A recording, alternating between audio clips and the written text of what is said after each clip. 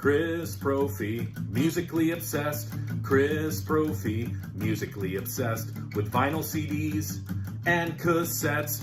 Chris Prophy, musically obsessed. Oh yeah! Hello everybody, we are back. Are you sick of us yet? No, we've had a great night, right? Yeah, no, it's just been a great night. I mean, Josh's music room is phenomenal, and he's got so many great records, so we've just been spinning records and just having a ball. Trouble. So, we listen to Trouble. Yeah, and I'm like, all right, I got to get that album, and then I'm like, let me hear some Tom Waits, and Josh plays me some Tom Waits. I'm like, crap, now I need to get that record. We listen to Johnny Cash. We've just been all over the place. So that's like picking random shit and listening to it. It's been awesome. But we always agree on one artist, right? Yeah, well, we agree on quite a few artists. But the one artist besides the Johnny Cash albums is Danzig. And, I mean, I like anything that Danzig is associated with. Misfits, Sam Hain. But we're going to be talking about the first 4 Danzig records, and we're going to rank them for you. Right. And I'm going to tell you right now, he and I have a different ranking, so this should be interesting. Absolutely. So you want me to go first and show my number 4? Yeah. And then when you want to tell me what your 4 is, I'll hold it up. Okay. Because I'm holding the records. Okay. So my number 4, and don't take this the wrong way, people, is the first album, the self-titled. And you might be thinking, how can this be number 4? It's a masterpiece, but you're absolutely right. And I love this album, especially songs like Possession, Not of This World. Just an awesome record, but the other ones, for me, just rank a little bit higher. Even though this is one of my favorite albums of all time, I really can't disparage it in any way. I think these first 4 albums are just incredible. That's the thing. Like I was saying, you would never do this, but if you threw them all up in the air, whatever one landed down first, you listen to it, you would not be disappointed. Absolutely. So my number 4 is number 4. And again, I love this record.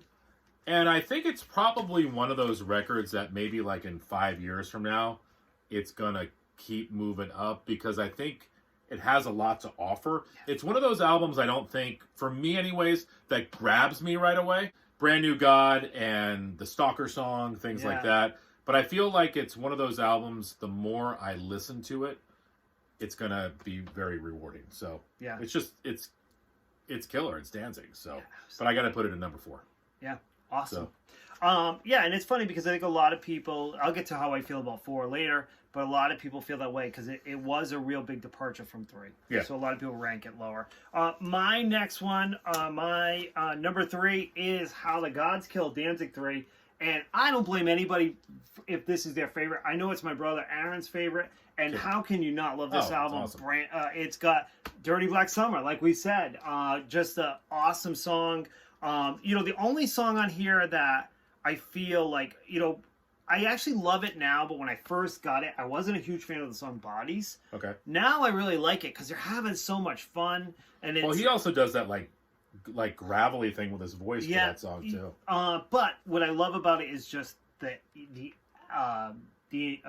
youthful kind of like atmosphere they're creating. Just it sounds like 4 guys just having a lot of fun, and Chuck Biscuit wails on it. So in the past, Bodies held this album back for me, but it no longer does because I love that song. I love every single song on this, and it just slightly, could easily be number 2 for me.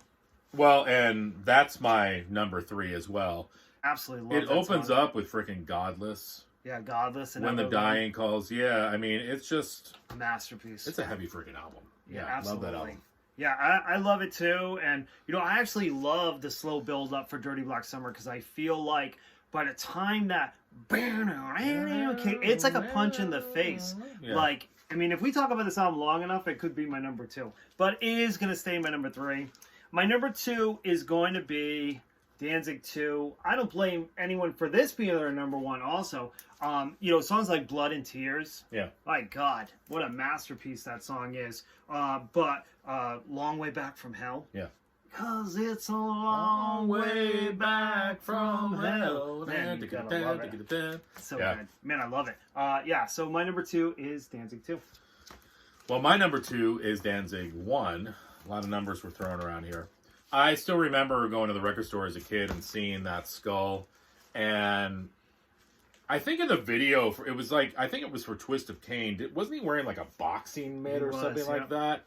I mean, Twist of Cain, Mother, Not of This World, Possession, The Hunter. The Hunter, yeah. It's Wrap just you up like Christmas.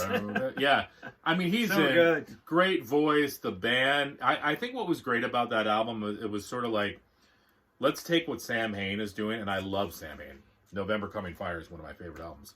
But let's take what Sam Hain is doing and produce it better. Yeah. And then also, nothing against the other musicians, but Danzig finally had a full band. Because a lot of those Sam Hain records, he was playing the drums. He was knocking out the guitar parts. And finally, Glenn had a full band. So yeah. The Danzig the Danzig lineup of the first 4 albums is just incredible. Chuck Biscuits is one of the greatest drummers of that era. Oh, There's definitely, no doubt about it. Yeah. So my number 1, and this is a lot of people disagree with me, but that's going to be Danzig 4. Brand New God, just such a heavy song. Bringer of Death, another heavy song. But when you got like Son of the Morning Star, Soccer Song, I Don't Mind the Pain. I love I Don't Mind the Pain, especially when he sings that part. And I stay so arcane. Yeah. That part, like the way he uses his voice, it's a gut punch for me. By the time this album came out, I had been obsessed with Danzig since '86. Right. So this was like, 94? So we're talking like 10 years listening to Danzig.